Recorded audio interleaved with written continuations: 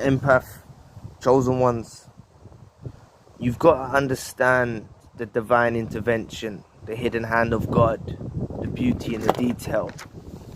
You see, we was put in these situationships for us to learn an important lesson, and we was also snatched out of these situationships for just to learn an even more important lesson. And this is actually about enjoying your alone time. It's crucial to get to know yourself, empath. It's very, very crucial. You see, the narcissist doesn't do this. They don't reflect. They don't spend time alone. They can't survive alone. They decompose. Literally, they decompose. They need our supply to survive. Us chosen ones, us empaths, we're cut from a different cloth. We don't follow the pecking order. We're outside of the hierarchy. And we need time alone to recharge, re-energize. Initially, because we're so indoctrinated, because we're so brainwashed by the narcissist, we might rush out there and seek new people and stuff like that. And I nearly got caught up in that myself, you know. I dodged a few bullets in other parasites out there, because that's what actually stays around our vicinity. Is many narcissists, psychopaths, other toxic individuals, they seem to orbit around empaths, right? But if you take your time, enjoy your alone time. Take your time, enjoy it. Walk in nature. Stay at home, read a book, or go to the restaurant by yourself. You know, go and enjoy things. Go do something. Go play snooker. Go just enjoy, you know, your alone time. Or meet friends, even close friends. Go play some pool. Go play some snooker. Go do something. You see what I'm saying? Like, but I will say that, you know, being with friends too much can be draining. That's what I found. So I found myself in the power of solitude. There's a power in alone time. And there's a difference between being lonely and alone. Don't misconstrue it. Don't get it confused. You see, there's a big difference between being lonely and alone. Being lonely, you crave companionship. You miss people. You want people. But being alone is actually liberating. It's actually empowering. There is a power in solitude. And the word solitude, I love the word solitude. I actually love it. Because I told you that in another video. I'll just drift off in a topic. But my mother was... I'm not saying she was a narcissist, right? But she wronged my dad. And it took from the point of when I was 2 till I was 7, and then she died, right? And I don't think she was a narcissist, because there was things she could have done, like she could have done things like through divorce proceedings and took the house and exploited my dad financially. She didn't do nothing like that. So to be honest, I think she was a good woman. But where her place of, like, where she's at, the name of the place is called solitude. So I always extract some beauty in that, because I believe that, like, God placed her there through his will.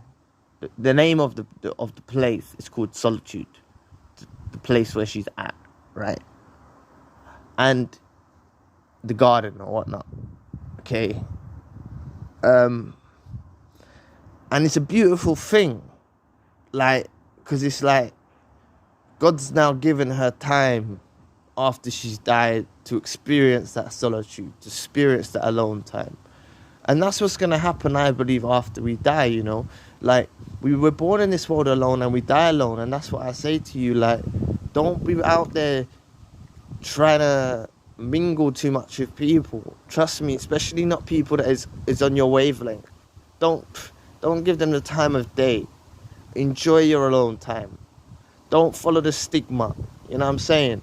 They always make out, oh, someone's single. Oh, stigma, stigma, stigma.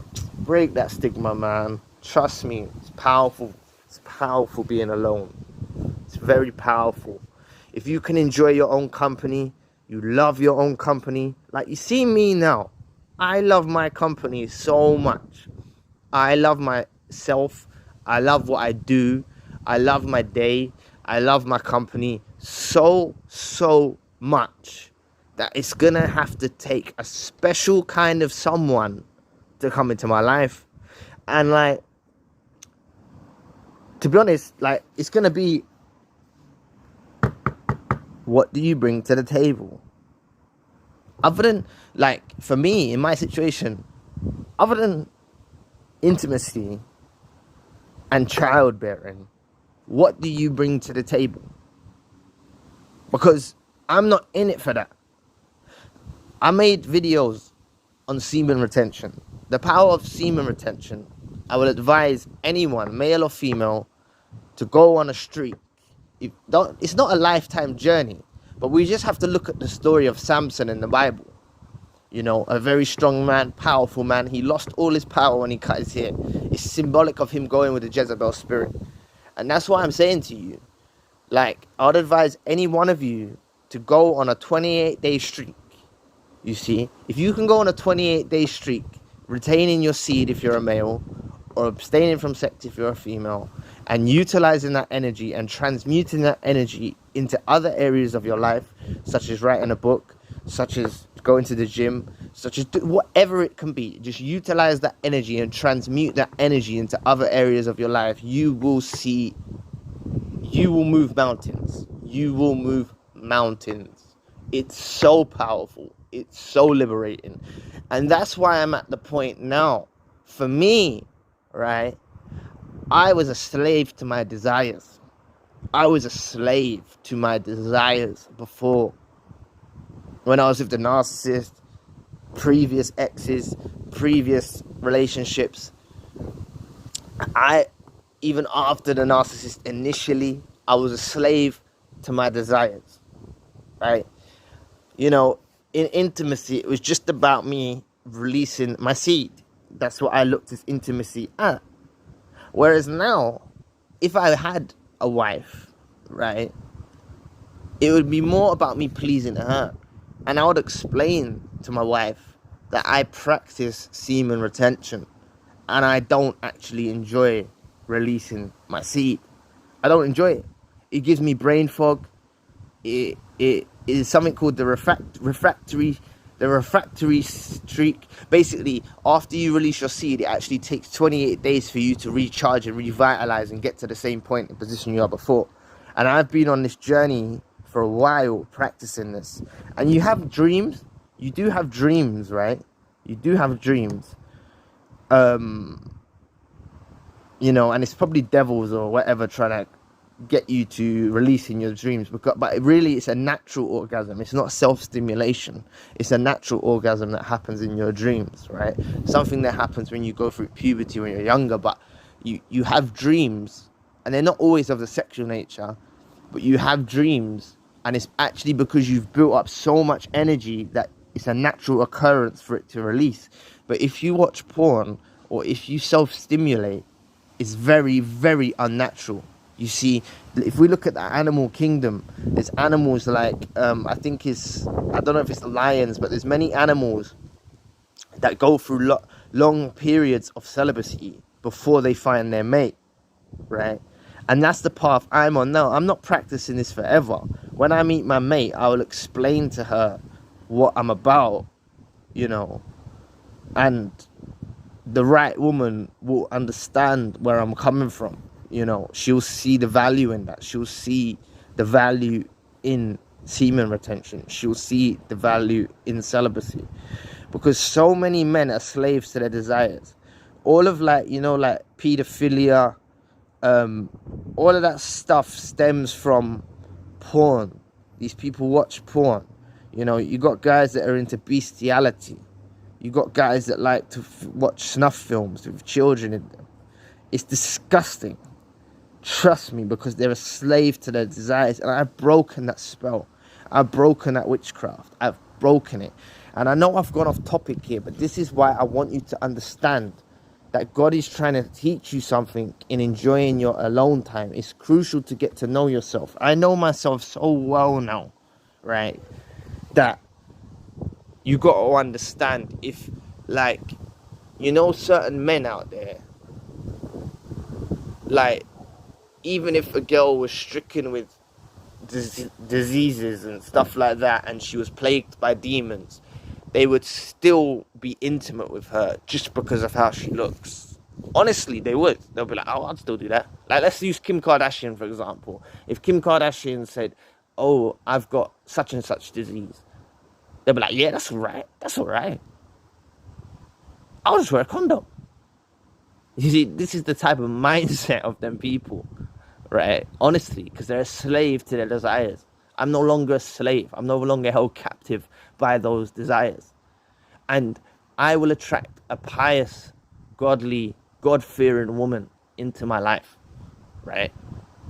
Even a woman that maybe necessarily is more spiritual. Doesn't have to be that she's a God-fearing woman.